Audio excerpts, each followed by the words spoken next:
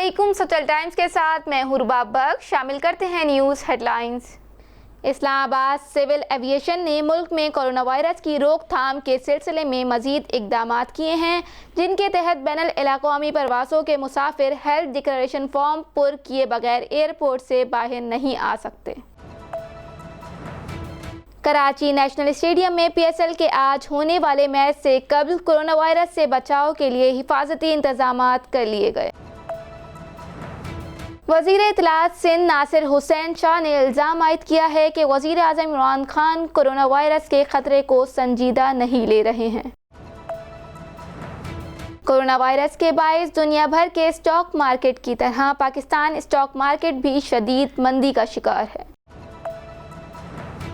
Islamabad Facebook ने मुल्क में कोरोना वायरस की आगाही फराहम करने के लिए हुकूमत पाकिस्तान के साथ ताउन करने का ऐलान किया है। वज़ीर रेलवे शेख रशीद का कहना है कि चीनी चोरों का पता लगाने के लिए फ्रांसिक की तैयारियां की जा रही हैं।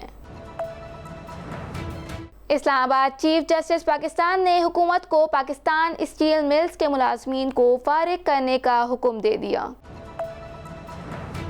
माइक्रो ब्लॉगिंग वेबसाइट ने कोरोना वायरस के खौफ के बायस पूरी दुनिया में मौजूद अपने दफातर को बंद करने का ऐलान कर दिया।